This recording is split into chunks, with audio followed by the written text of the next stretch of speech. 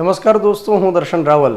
ગુજરાતના ઘણા વિદ્યાર્થીઓ લગભગ 4,18,000 જેટલા વિદ્યાર્થીઓ એક પરીક્ષાની રાહ જોઈને બેઠેલા છે, ફોરેસ્ટ ગાર્ડની એક્ઝામ. અને એના માટે થઈ ઘણા લાંબા ટાઈમથી લેખિત પરીક્ષા અને ફિઝિકલની તૈયારી કરી રહ્યા છે. હવે એવું સંભળાઈ રહ્યું છે કે ગૌણ સેવા પસંદગી મંડળ આગામી જાન્યુઆરી અથવા ફેબ્રુઆરી મહિનામાં લેખિત પરીક્ષા કન્ડક્ટ કરશે. એટલે વિદ્યાર્થીઓ એકદમ ઉત્સાહમાં આવી ગયા. વળી પાછું એવું સંભળાઈ ગયું કે ગૌણ સેવા પસંદગી મંડળ કોમ્પ્યુટર બેઝડ ટેસ્ટના માધ્યમથી પરીક્ષા કન્ડક્ટ કરશે, ઓનલાઈન માધ્યમથી પરીક્ષા કન્ડક્ટ કરશે. એટલે વિદ્યાર્થીઓના મનમાં ઘણા પ્રશ્નો અત્યારે ઉપસ્થિત થઈ ગયા. તો આપણે અહીં આગળ એ સમજવાનું છે કે આ ઓનલાઈન પરીક્ષા પદ્ધતિથી જ્યારે પરીક્ષા લેવાય છે તો એ સમય દરમિયાન અલગ વિદ્યાર્થીઓને જ્યારે અલગ પેપર મળશે, અલગ શિફ્ટની અંદર જ્યારે અલગ પેપર આવશે, ડિફિકલ્ટી લેવલ જ્યારે અલગ હશે, તો એ સમય દરમિયાન વિદ્યાર્થીઓના માર્ક્સ કઈ રીતે કાઉન્ટ કરવામાં આવશે. તો છેક સુધી વિડીયોને તમે જોશો તો તમને એક અંદાજ આવશે કે આ રીતે મારા માર્ક્સ કાઉન્ટ થશે. અત્યારે જે જાહેરાત આપણને જાણવા મળી છે એ મુજબ કે ગૌણ સેવા પસંદગી મંડળ કમ્પ્યુટરની જે જગ્યાએ વ્યવસ્થા હોય લેબોરેટરીની એવા મોટા શહેરોની અંદર સેન્ટર આપશે. અને અત્યારે એમની પાસે વ્યવસ્થા એ પ્રકારે છે કે એક શિફ્ટની અંદર 15,000 જેટલા વિદ્યાર્થીઓને પરીક્ષા દેવા માટે દેશે. એક દિવસની અંદર 3 અલગ શિફ્ટનું આયોજન કરશે. એનો મતલબ એ થાય કે એક દિવસમાં 45,000 જેટલા વિદ્યાર્થીઓ પરીક્ષા આપશે અને લગભગ આ પરીક્ષા 9 થી 10 દિવસ માટે ચાલશે. તો એક દિવસની અંદર ગૌણ સેવા પસંદગી મંડળે 3 અલગ પેપર કાઢવાના અને 10 દિવસ માટે જો પરીક્ષા ચાલે તો એને ગુણ્યા 10 આપણે કરી દઈએ એટલે 30 અલગ પેપર ગૌણ સેવા પસંદગી મંડળ કાઢશે. હવે જ્યારે ઓનલાઈન પરીક્ષા માધ્યમથી પરીક્ષા લેશે તો એ સમય દરમિયાન આપણને એ પ્રશ્ન નથી કે ઓનલાઈન શા માટે આ લોકો લેવા માંડ્યા. ઓનલાઈન પરીક્ષા લેશે તો એ એક પ્રકારે આવકાર્ય પગલું આપણે ગણી શકીએ. ડિજિટલ ઇન્ડિયાને વેગ મળશે. સાથે આપણે એવું કહી શકીએ કે જે પહેલાં પ્રિન્ટ એક જગ્યાએ પેપર થતા, ત્યાર પછી અલગ કોઈ જગ્યાએ મતલબ સ્ટોર થતા, ત્યાર પછી સેન્ટર સુધી પહોંચતા, તો એની અંદર કોઈ જગ્યાએ પેપર લીક થાય એવી શક્યતા વધારે રહેલી હોય છે. એની જગ્યાએ જ્યારે એક સોફ્ટવેરના માધ્યમથી પરીક્ષા લેવાય તો એમાં પેપર લીક થાય એવી શક્યતાને ઘટાડી શકાય. સાવ બંધ કરવી એ થોડું મુશ્કેલીવાળું છે, પરંતુ હા, ઘટાડી તો ચોક્કસથી શકાય.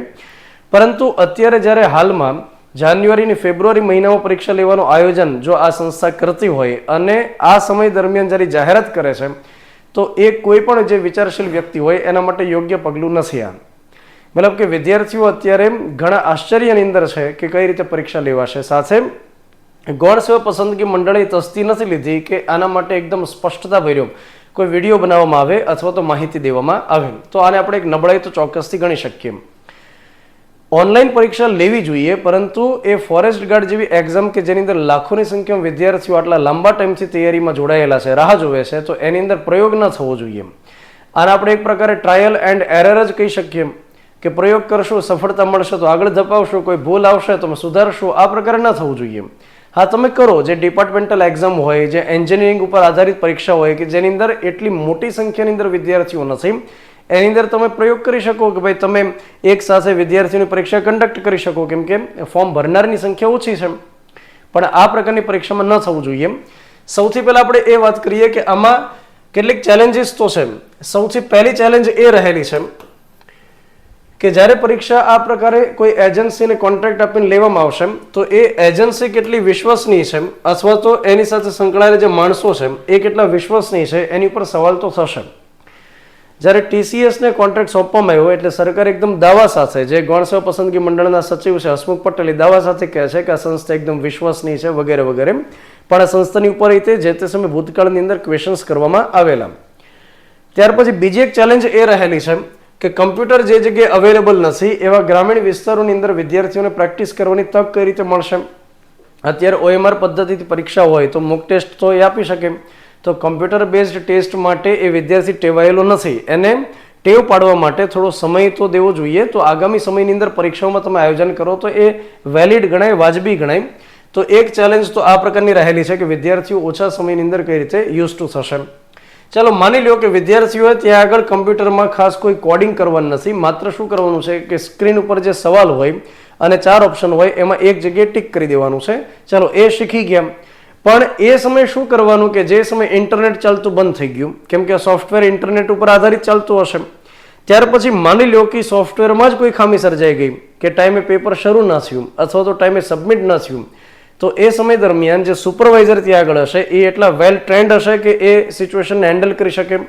તો આના માટે મને લાગે છે કે સરકારે ડિટેલમાં નિયમો આપવા જોઈએ ને વિદ્યાર્થીઓને સમજાવવું જોઈએ કે આ પ્રકારની પરિસ્થિતિ સર્જાય તો એ સમય શું નિર્ણય લેવાશે. ત્યાર પછી એક ચેલેન્જ જે અમને દેખાય છે કે જ્યારે કોઈ એક પેપરનું આયોજન કરવામાં આવે તો એ સમય દરમિયાન ઓન એન એવરેજ 7-8 જેટલી ભૂલ તો હોય છે. ત્યાર પછી વિદ્યાર્થીઓની પાસેથી સજેશન્સ મગાવવામાં આવે છે કે તમે આમાં જે ભૂલ હોય એમને દેખાડો અને હા સાથે પ્રૂફ તમારે મોકલવાના. બોર્ડ એ પ્રકારની તસદી નથી લેતું કે અમે ફાઇનલ આન્સર કીની અંદર જે રાખ્યું છે તો એ આ જગ્યાએ લખ્યું છે, એ પ્રૂફ દેવાની તસદી એ નહીં લે, વિદ્યાર્થીઓ લેશે કે સાહેબ અમે આ જગ્યાએ વાંચ્યું હતું, એની પીડીએફ કંઈક મોકલશું અમે અથવા તો એની કંઈક પ્રિન્ટ કાઢીને તમને ત્યાં મોકલશું. આપણે અગાઉ પણ એ પ્રકારે જોઈ ગયા છીએ કે અવકાશીય પદાર્થો વચ્ચેનું જે ડિસ્ટન્સ હોય એને માપવા માટે પ્રકાશ વર્ષનો ઉપયોગ થાય છે. એ આખા ગામને ખબર છે, પણ તેમ છતાં બોર્ડ પોતે ત્યાં આગળ નહીં તમને પ્રૂફ દેખાડે કે અમે આ જગ્યાએ વાંચ્યું હતું એટલા માટે માન્ય રાખ્યું છે.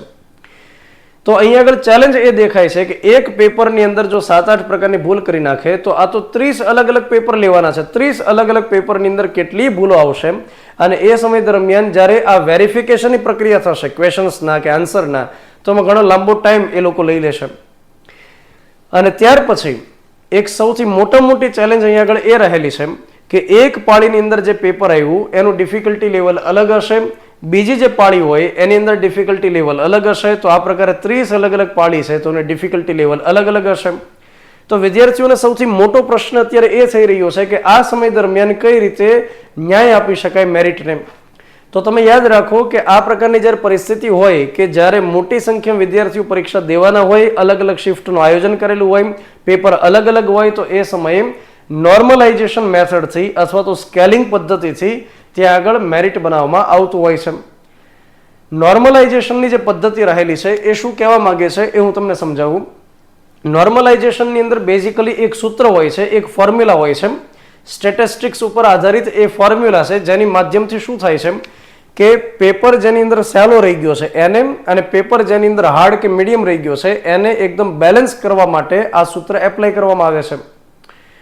એટલે આ પદ્ધતિના માધ્યમથી એવું થઈ શકે છે કે જે પાળીની અંદર પેપર એકદમ સહેલો રહી ગયો અને એવરેજ વિદ્યાર્થીઓના માર્ક્સ વધારે આવે છે તો એ વિદ્યાર્થીઓના માર્ક્સ નોર્મલાઇઝ થયા પછી પ્રમાણસર ઘટી જશે.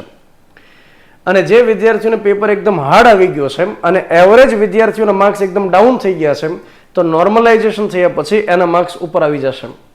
તો આ એક મેથડ રહેલી છે. જો કે આ પદ્ધતિ એટલી પ્રમાણિત હું તો પર્સનલી નથી ગણતો, કેમ કે અહીંયા આગળ એક વિદ્યાર્થીના જે માર્ક્સ છે એ એના ઉપર આધાર રાખે છે કે આખી શિફ્ટની અંદર ઓવરઓલ વિદ્યાર્થીઓને કયા પ્રકારે પેપર ગયેલું છે. તો એક મતલબ એડજસ્ટ કરવાની વાત આ થઈ ગઈ, મનને મનાવવાની વાત થઈ ગઈ કે હા અમે ડિફિકલ્ટી લેવલને એકદમ બેલેન્સ કરી દીધું, પરંતુ આ એકદમ સચોટ પદ્ધતિ આપણે ન ગણી શકીએ. તો જ્યારે નોર્મલાઇઝેશનની વાત આવે ત્યારે આ એક સૂત્ર રહેલું હોય છે. હવે હું તમને સમજાવવાનો પ્રયાસ કરું છું, મગજનું થોડું દહીં થઈ જશે. આ પ્રકારનું આખું સૂત્ર રહેલું છે, સરળ કરીને સમજાવવાનો પ્રયાસ કરીશ. આ સૂત્ર પરીક્ષામાં તો પૂછાવાનું છે નહીં અને મને તો દ્રઢ વિશ્વાસ છે કે ગૌણ સેવા પસંદગી મંડળના કોઈ અધિકારીના સૂત્ર ખ્યાલ નહીં હોય. એ તો એ એજન્સીને કહી દેશે કે તમે સૂત્ર મુજબ કોડિંગ કરી નાખજો, સોફ્ટવેર બનાવી નાખજો અને હા માર્ક્સ જે દેખાય સ્ક્રીન ઉપર એમને આપી દેજો, મેરિટ બનાવી નાખીએ. તો આ જે સૂત્ર રહેલું છે એમાં અલગ અલગ પ્રકારની ટર્મ્સ રહેલી છે. હું તમને એક પછી એક સમજાવું. તમને કદાચ આ સ્ક્રીન ઉપર એક્ઝેક્ટ ન દેખાય, પરંતુ હું બોલીશ એટલે તમે સાંભળી અને અંદાજ લગાડી શકશો. સૌથી પહેલા અહીંયા આગળ આપણે એ સમજીએ કે જરૂર શેની પડશે. તો સૂત્રમાં સૌથી પહેલા આવે છે કે દરેક શિફ્ટના 0.1% વિદ્યાર્થીના સરેરાશ ગુણ. જો એક વિદ્યાર્થીના માર્ક્સ કાઉન્ટ કરવા હોય તો એના માટે આ સૂત્રની અંદર સૌથી પહેલા શેની જરૂર પડશે કે દરેક શિફ્ટના 0.1% વિદ્યાર્થીના સરેરાશ ગુણ. અહીંયા આગળ તમે સમજો કે અલગ અલગ શિફ્ટ કેટલી થવાની છે, 30 શિફ્ટ થવાની છે અને દરેક શિફ્ટની અંદર અલગ અલગ 15,000 જેટલા વિદ્યાર્થીઓ એપિયર થવાના છે. તો 15,000 આ રીતે દરેક શિફ્ટમાં હશે. સૌથી પહેલા એવું કહે છે કે દરેક શિફ્ટની અંદર 0.1% વિદ્યાર્થીના સરેરાશ ગુણ, જે ટોપર વિદ્યાર્થીઓ હશે એવા 15,000 તમે 1% તમે ગણશો તો એ આંકડો તમારી પાસે આવી જશે 150 અને 0.1% એટલે 10 વડે ભાગી નાખીએ એટલે ટોપ 15 વિદ્યાર્થીઓ થાય. તો દરેક પાળીની અંદર જે ટોપર 15 સ્ટુડન્ટ્સ હોય એના જે માર્ક્સ હોય એની એવરેજ કાઢવાની અને એ જે એવરેજ હોય એ અહીં આગળ મૂકવાની છે. તો દરેક શિફ્ટના 15 વિદ્યાર્થીઓ જે ટોપર હોય અને એના માર્ક્સ એનો સરવાળો અને એની સરેરાશ તમે કાઢશો તો એ સરેરાશ અહીં આગળ મૂકી દેવાની. આ એક વસ્તુ ક્લિયર થઈ ગઈ. મતલબ કે કોઈ એક સ્ટુડન્ટના માર્ક્સ કાઉન્ટ કરવા માટે આ સિસ્ટમ એમ કહે છે કે દરેક શિફ્ટમાં જે ટોપર વિદ્યાર્થી છે એના માર્ક્સ કેટલા થાય છે એમાંથી બાદ કરી દેવાનું છે. શું બાદ કરવાનું? દરેક શિફ્ટના વિદ્યાર્થીના સરેરાશ અને વિચલનનો સરવાળો. તો અહીં આગળ જે આ સરેરાશ શબ્દ લખવામાં આવ્યો છે એ તો આપણને સમજાય છે, પરંતુ સાથે લખ્યું વિચલનનો સરવાળો. તો વિચલન આપણે કોને કહી શકીએ? તો અહીં આગળ તમે સમજી લો, વિચલનનો મતલબ એ થાય છે, એકદમ દેશી ભાષામાં કહું તો, જે અલગ અલગ વિદ્યાર્થીઓ પરીક્ષા દેવાના હોય એમાંથી તમે એક સરેરાશ કાઢી નાખી કે એવરેજ આટલા માર્ક્સ વિદ્યાર્થીઓના થાય છે, અને એવરેજ કાઢ્યા પછી જે એવરેજ આવે છે એનાથી દરેક વિદ્યાર્થીના માર્ક્સ કેટલા આગળ પાછળ રહેલા છે એને વિચલન આપણે કહી શકીએ. જેમ કે હું તમને એક એક્ઝામ્પલ આપું. કોઈ વિદ્યાર્થીઓના માર્ક્સ માની લો કે આ પ્રકારે આવેલા છે, 4, 5, 6, 7, 8, 10 આ પ્રકારના માર્ક્સ આવેલા છે. હવે તમારી એવરેજ કાઢશો તો આનો સરવાળો માની લો કે થાય છે 40 માર્ક્સ, અને તમે 5 વડે ડિવાઈડ કરી દેશો એવરેજ કાઢવા માટે, કેમ કે 6 રહેલું છે, સોરી, અહીં આગળ માની લો કે આ માર્ક્સ ટોટલ થઈ જશે 42, તમે 6 વડે ડિવાઈડ કરો તો 7 માર્ક્સ થઈ જાય છે. આ જે 7 આવી એને આપણે એવરેજ કહી શકીએ. હવે 7 જે એવરેજ આવી એનાથી દરેકના માર્ક્સ કેટલા આગળ પાછળ છે એને વિચલન આપણે ગણી શકીએ. જેમ કે અહીં આગળ 4 માર્ક્સ છે, એવરેજ માર્ક્સ 7 છે, તો વિચલન કેટલું આવ્યું? -3. મતલબ આના માર્ક્સ એવરેજ કરતા 3 ઓછા છે, આના માર્ક્સ એવરેજ કરતા -2 છે, આના માર્ક્સ એવરેજ કરતા 1 ઓછો છે, આના માર્ક્સ અને એવરેજ એમાં કોઈ ડિફરન્સ નથી એટલે 0. ત્યાર પછી અહીં આગળ 8 છે તો એવરેજ કરતા 1 વધારે છે, અહીંયા 12 તો એવરેજ કરતા 5 વધારે છે. તો આ જે અહીં આગળ આવે છે આની મદદથી વિચલન કાઢવામાં આવે. જો કે સૂત્ર તમે જ્યારે ભણશો ત્યારે તમને ખ્યાલ આવશે કે વિચલન એક્ઝેક્ટ કાઢવા માટે બધાના વર્ગનો સરવાળો કરવાનો, ત્યાર પછી જેટલી સંખ્યા છે એના વડે ડિવાઈડ કરવાનું, તો વર્ગનો સરવાળો એને ભાગ્યા 6 કરશો ને એનું તમે વર્ગમૂળ કાઢશો ત્યારે તમને વિચલન મળશે. તમારે એટલું યાદ રાખવાનું કે વિચલન એટલે કે પોતાની શિફ્ટમાં જે દરેક વિદ્યાર્થીના માર્ક્સની એવરેજ કાઢી, એ એવરેજ કાઢ્યા પછી દરેક વિદ્યાર્થીના માર્ક્સ કેટલા એનાથી આગળ પાછળ રહેશે. તો અહીંયા આગળ શું કહે છે કે દરેક શિફ્ટના વિદ્યાર્થીના સરેરાશ અને એની સાથે જે વિચલન આવે છે એને ઉમેરી અને જે આંકડો આવે એ આગળ મૂકી દેવાનું. ત્યાર પછી એના છેદમાં શું આવશે? તો કે હવે પોતાની શિફ્ટની અંદર 0.1 જે ટોપર વિદ્યાર્થી હોય એના માર્ક્સની એવરેજ, એટલે આ શિફ્ટની અંદર જે ટોપ 15 વિદ્યાર્થી હોય, પહેલા ઉપર તો શું મૂક્યું હતું? દરેક શિફ્ટની અંદર જે ટોપર વિદ્યાર્થીઓ હોય એના એવરેજ આપણે ઉપર મૂક્યા હતા. હવે નીચેની સાઈડ શું મૂકવાનું છે? માત્ર પોતાની શિફ્ટની અંદર જે ટોપર વિદ્યાર્થી હોય 15 જેટલા 0.1% લેખે એની એવરેજ આગળ મૂકી દેવાની છે.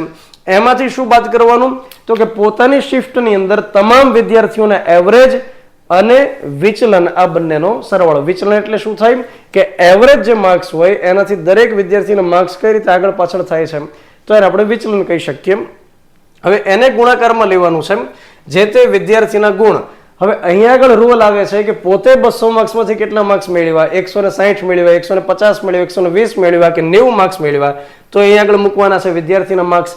એમાંથી બાદ શું કરવાનું? પોતાની શિફ્ટમાં જે સરેરાશ હોય અને વિચલનનો સરવાળો હોય એ, મતલબ કે અહીંયા આગળ જે આંકડો મૂકવામાં આવશે એ આંકડો અહીંયા આગળ પણ મૂકવામાં આવશે.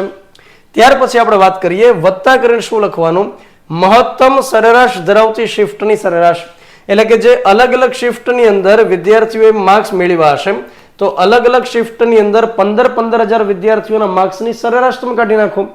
સરેરાશ એટલે આપણને બધાને ખ્યાલ છે કે દરેકના માર્ક્સનો સરવાળો અને એના છેદમાં 15,000 વિદ્યાર્થી મૂકી દો તો એ આખી એવરેજ મળી જશે. તો પોતાના શિફ્ટની અંદર જે અલગ અલગ, મતલબ પોતાની શિફ્ટની દરેક શિફ્ટની અંદર જે એવરેજ માર્ક્સ હશે એમાં સૌથી હાઈએસ્ટ કઈ જગ્યાએ એવરેજ છે, મતલબ કે સૌથી સહેલામાં સહેલો પેપર કઈ શિફ્ટમાં રહેલો હતો, તો દરેક શિફ્ટની અંદર જે એવરેજ કાઢવામાં આવે એમાં સૌથી વધુ એવરેજ કયા શિફ્ટની છે એ એવરેજ લઈ અને અહીંયા મૂકી દેવામાં આવશે.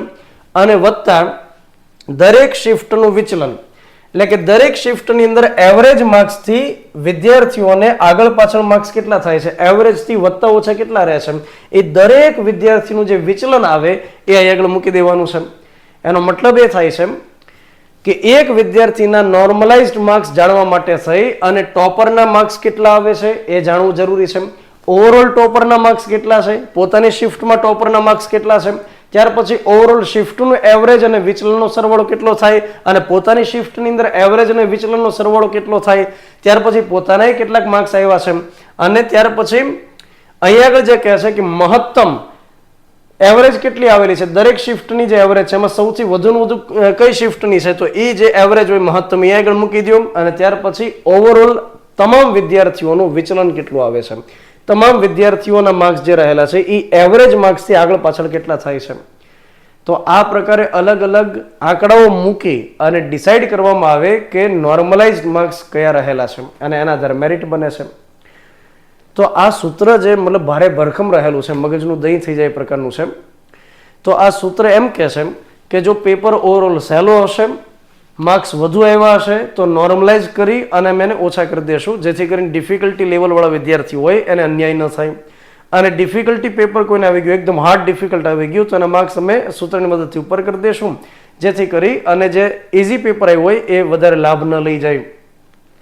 પણ આ સૂત્રની ઘણી ખામીઓ તો દેખાય છે, કેમ કે જ્યારે મેરિટ બનાવી અને કરિયરનો સવાલ હોય તો એ સમયે આખી શિફ્ટને પેપર કેમ રહ્યું, ઓવરઓલ કેમ પેપર રહ્યું વગેરે એ બધી બાબતો અહીં આગળ ન કન્સિડર કરવી જોઈએ, કેમ કે ઇન્ડિવિડ્યુઅલ જે હોય છે માર્ક્સ એ જ ગણવા જોઈએ. આજે માની લો કે વિરાટ કોહલી મેચ રમે છે અને ત્યાર પછી એને કહેવામાં આવે કે તારો સ્કોર તે જે રન કર્યા નહીં ગણાય, ઓવરઓલ આખી ટીમનો સ્કોર કેમ છે, કોણે વધારે મતલબ રન કરી નાખ્યા, કોણે ઓછા રન કરી નાખ્યા, એ બધાની અસર તારા સ્કોર ઉપર થશે, તો એ ન ગણાવવું જોઈએ. મતલબ કે એ તો એક રીતે એની રીતે જ એક અન્યાય આપણે ગણી શકીએ. આ એક માત્ર ગતકડું આપણે કહી શકીએ કે જ્યારે અલગ અલગ શિફ્ટની અંદર પેપર લેવામાં આવતો હોય તો સરકાર એનાથી મન રાજી રાખે છે કે હા અમે નોર્મલાઇઝ કરી નાખ્યું છે, ખરેખર થતું નથી, કેમ કે એસએસસીના વિદ્યાર્થીઓને પણ આનાથી અન્યાય થતો હોય આ પ્રકારે જોવા મળતું હોય છે. ઇન્ટરનેટમાં તમે ચેક કરશો તો તમને ખ્યાલ આવશે. તો મને જે આ પદ્ધતિ સમજાય છે એ મેં વિદ્યાર્થીઓને સમજાવવાનો પ્રયાસ કર્યો, જેથી કરી અને વિદ્યાર્થીઓને ખ્યાલ રહે કે એમના માર્ક્સ કઈ રીતે કાઉન્ટ થવાના છે. તમે મને કોમેન્ટની અંદર ફીડબેક આપી શકશો અને તમારી જે કંઈ બાબત હોય એ તમે કોમેન્ટની અંદર લખી શકશો. બાકી તમારા જે ફોરેસ્ટની તૈયારી કરતા મિત્રો હોય એના સુધી આ વિડીયોને પહોંચાડી શકશો. વળી પાછા વિડીયોમાં ભેગા થઈએ છીએ, ત્યાં સુધી જય હિન્દ, જય ભારત, થેન્ક યુ.